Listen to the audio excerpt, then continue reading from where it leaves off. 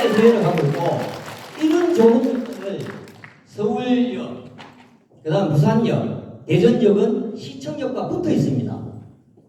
예, 붙어 있습니다. 그런데 우리는 감삼역에서 정확하게 203m, 도보 3분 거리입니다. 이 거리를 놔두고 그 앞에는 민간에게 매각해가지고 난개발 시키고, 그럼 누가 봐도 특혜 시비에 걸릴 우려가 많아요. 예? 그 뒤를 가지고 폭파진데 그 건물을 짓다는 건 매각?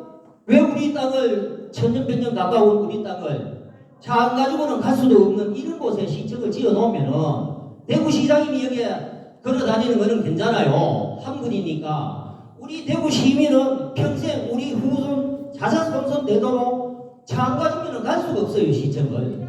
그렇게 이게 한 가지 이 자체가 말이 안 됩니다. 왜 돈이 없습니까? 시청이 저쪽에는 그렇게 돈을 투자해가 하면서 이거 시청지 돈 없습니까? 나는 전국에서 지자체에서 시청 짓고 전부 다 짓는데도 전부 다 빚내 짓고 뭐 빚내 가지고 꼭 지라는 건 아닙니다. 아니지만은 그래도 이거는 아니지 싶습니다.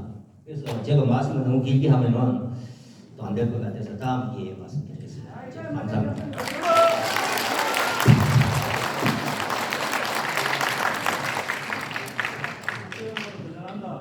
네. 이건근 시의원님 계속해서 또 너무 고조되고 있는 느낌이 안 나요. 예, 반갑습니다. 예, 윤건근 지역구 시의원 윤건근입니다. 자, 이 논란의 배경부터 간단하게 시민들이 좀 알아야 될 것 같습니다. 처음에 홍준표 예비시장 후보님이 후보 때 그래서 어떤 얘기를 했냐, 신청사 건립은 재검토하겠다고 했습니다. 언론 다 난 겁니다. 그래서 반발하니까 그 다음날 번복을 했어요. 이 논란의 배경을 정확하게 아셔야 돼요, 주민들은. 그러니까 정상적으로 하겠다고 했어요. 그러면서 얼마 후에 또 발표를 했습니다. 신청사 매각은 동인동 청사, 현재 시청자입니다.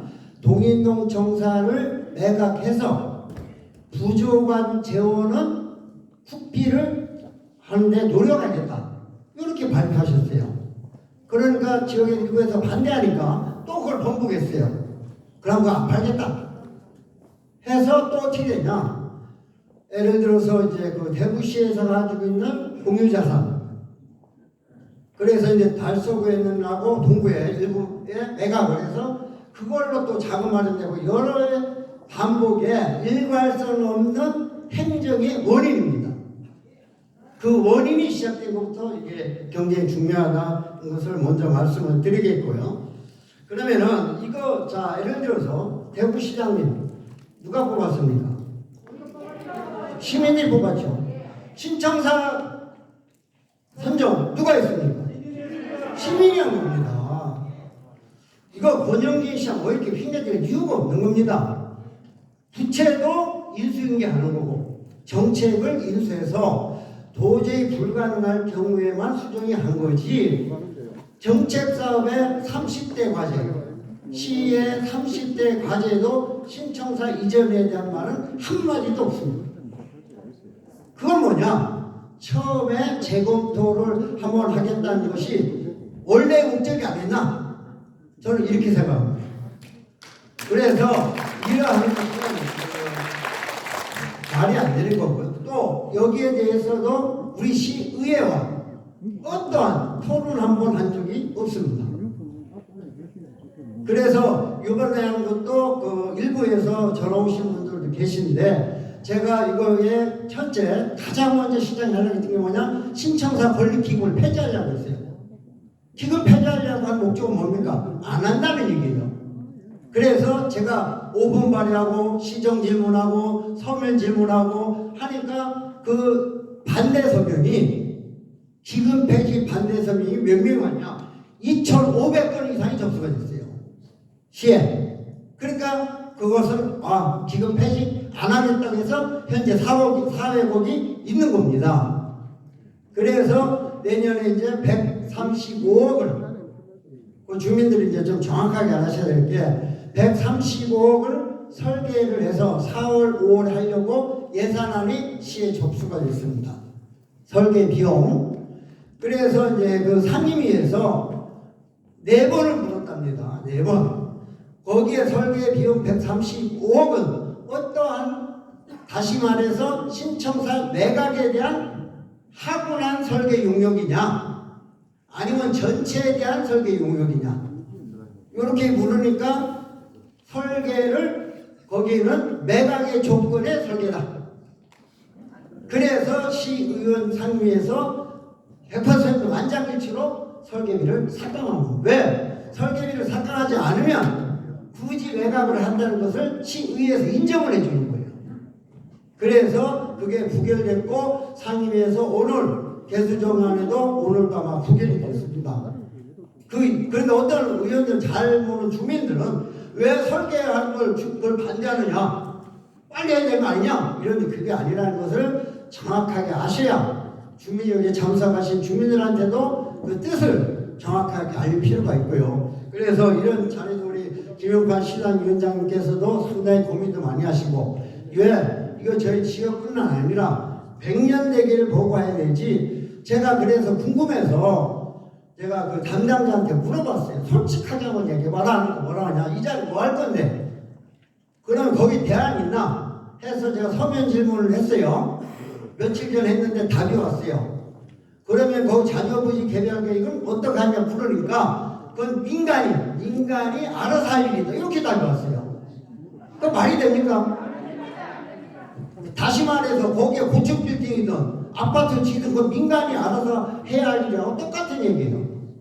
그래서 담당자한테 물어보니까 신청사만 멋지게 줘주면 안 됩니까? 이러고 말을 돌리더라고. 그래서 저는 이 매각 부지에 대해서는 적극 반대입니다. 반대고 계획 없는 반대 해서는 절대로 안 된다. 이렇게 짧게 하고 다시 한번 설명드리겠습니다.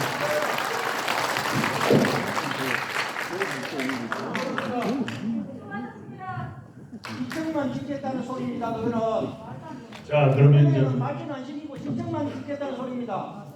권 국장님이 좀 설명해 주셔야 되겠죠. 네, 반갑습니다. 대구시 부시국장입니다. 네, 먼저 이 자리를 마련해 주신 우리 김용판 의원님께 감사의 말씀드립니다. 진작에 이런 자리에서 또 소심탄회하게 말씀을 나누고 저희 뜻이 무엇인지 서로 교감하는 시간이 있었으면 더 좋았을 것이라는 그런 약간의 아쉬움도 드는데, 여하튼 오늘 이 자리를 빌어서라도 오늘 저희가 구상하고 있던 그리고 구상했던 안들에 대해서 말씀을 드리겠습니다. 지금 아까 전에 우리 김철수 교수님이나 두 분의 여기 두 분의 전문가분들께서 말씀하시는 것처럼 이상적인 그런 방안들이 있죠. 이상적인 그런 뭐가 되었으면 좋겠다, 뭐가 되었으면 좋겠다, 어떻게 했으면 좋겠다라는 그런 이상적인 것들이 있지만 실질적으로 사업을 하기 위해서는 법에 따라서 집행할 수밖에 없는 그런 상황입니다. 우리 공무원들이 할 수 있는 것은 법에 따라서 그렇게 집행할 수 있는 것, 그 이상으로는 우리가 할 수 없지 않습니까?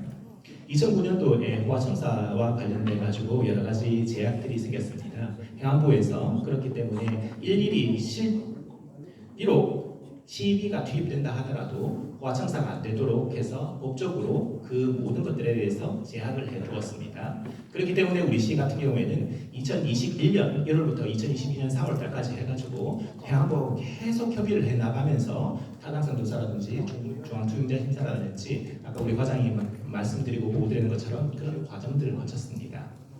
먼저 공기재생법을 보면은 우리 청사 같은 경우에는 연면적이 어느 정도까지 지어야 된다라는 연면적에 대한 건물에 대한 규모에 대해서 정해 두었습니다.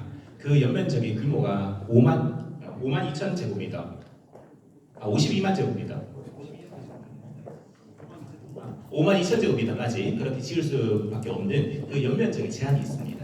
우리 시 같은 경우에는 인구가 200만에서 300만 사이에 있는 그런 시도 같은 경우에는 연면적이 55만 2천 제곱미터를 짓도록 이렇게 법에 규정되어 있습니다.